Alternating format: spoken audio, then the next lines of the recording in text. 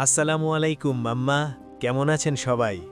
আরে আরে ওই দেখেন, আমাদের রহমতপুর গ্রামের হিরোরা সব মাঠে নেমে পড়ছে। ওই যে দেখেন জব্বার চাচা। ও চাচা, বিড়িটা ফালান তো, সকালবেলা এই ধোঁয়া কিন্তু শরীরের জন্য ভালো না। আচ্ছা শুনেন, আজকের ভিডিওটা কিন্তু জাস্ট মাটির কাজ বা ক্ষেত খামারের ভিডিও না। এই যে ৩০ বছর আগের মানুষগুলো দেখছেন, এদের দিলে কি ছিল জানেন? তাকওয়া, মানে আল্লাহর ভয়। ওই দেখেন রহিম ভাই তার আদরের গরু লালুর পিঠে কেমন হাত বুলাচ্ছে। আরে রহিম ভাই, লালুর দিকে এমন মায়া নিয়া তাকাইছেন যেন নিজের পোলা। আচ্ছা ভাই ব্রাদার, কাজ শুরুর আগে একটা জরুরি কথা বলি। আমাদের নবীজি সাল্লাল্লাহু আলাইহি ওয়াসাল্লাম বলেছেন, কাজ হলো ইবাদত, যদি সেটা হালাল হয়। তো চলেন জব্বার চাচার কোদালের কোপের সাথে সাথে আমরাও আমাদের দিলের ময়লা পরিষ্কার করি। দেখেন দেখেন বিল্লাল মামা কেমনে ঝুড়িটা মাথায় নিল। ওস্তাদ একটু সাবধানে, পড়ে গেলে কিন্তু মান সম্মান পাংচার হয়ে যাবে। মজার ব্যাপার কি জানেন, আমরা ভাবি ইবাদত মানে শুধু মসজিদে বসে থাকা, কিন্তু এই যে জব্বার চাচা ঘাম ঝরাচ্ছেন, এই ঘামের ফোঁটাও কিন্তু আল্লাহর কাছে অনেক দামি, যদি নিয়ত ঠিক থাকে। আমাদের বাপদাদারা যখন হাল চাষ করতেন, তারা মাটির দিকে তাকাতেন আর ভাবতেন, এই মাটি থেকেই আসছি, এই মাটিতেই ফিরে যাব। তো চলেন কাজের ফাঁকে ফাঁকে আজ আমরা কলিজা ঠান্ডা করা কিছু নবীদের ঘটনা শুনব। রেডি তো সবাই? বিসমিল্লাহ। উফ, যা রোদ উঠছে রে ভাই। রহিম ভাই, গায়ের জোর আর কত দেখাইবেন, একটু জিরান না। আচ্ছা মাম্মা, এই যে রহিম ভাই এত কষ্ট করতেছে, এটা দেখে কার কথা মনে পড়ে জানেন? হজরত দাউদ আলাইহিসসালামের কথা।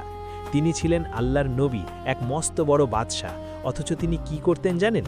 তিনি নিজের হাতে লোহার বর্ম বানাতেন, সেইটা বেচতেন আর সেই টাকা দিয়ে সংসার চালাতেন। সুবহানাল্লাহ।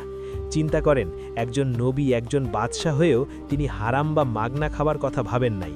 আর আমরা এখন সার্কাস্টিক, প্লেফুল, একটু সুযোগ পাইলেই ফাঁকিবাজি, তাই না বিল্লাল মামা? ওই দেখেন পানি খাওয়ার নাম করে 5 মিনিট ধরে বসে আছে। ওস্তাদ, আল্লাহ কিন্তু সব দেখেন।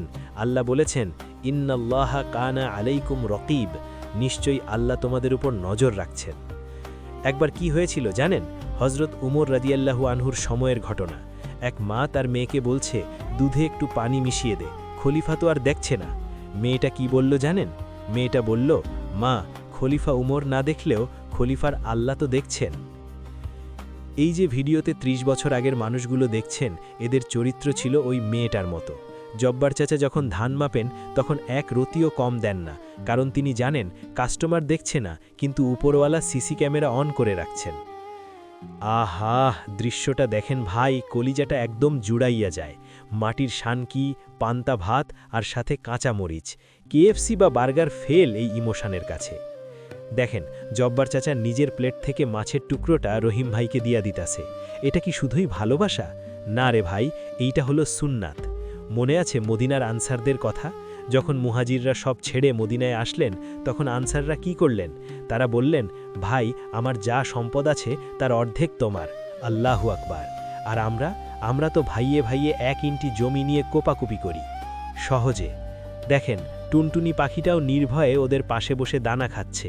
ওরাও জানে এই মানুষগুলো আল্লাহর ভয়ে কাউকে আঘাত করে না। ওরে লালু, তুইও কি ভাগ বসাবি নাকি? দিন গড়িয়ে বিকেল হয়ে এলো। ভাই, একটা সিরিয়াস কথা বলি এবার, একটু দিল দিয়ে শোনেন। আমি আপনি যতই ইয়াং হই না কেন, একদিন এই জব্বার চাচার মতো বুড়ো হব, তারপর একদিন নাই হয়ে যাব। মাটির মানুষ আমরা, মাটির নিচেই ঠিকানা। হোপফুল। ভিডিওর এই দৃশ্যগুলো হয়তো 30 বছর আগের, কিন্তু এই শিক্ষাগুলো কিয়ামত পর্যন্ত তাজা থাকবে। ও আল্লাহ, আমাদের সবাইকে এই সহজ সরল মানুষগুলোর মতো হওয়ার তাওফিক দাও। আমাদের দিল থেকে হিংসা দূর করে দাও। যাওয়ার আগে একটা কথা, ভিডিওটা ভালো লাগলে কিন্তু দোয়া করতে ভুলবেন না। জব্বার চাচার পক্ষ থেকে সবাইকে সালাম। আল্লাহ হাফেজ, ফি আমানিল্লাহ।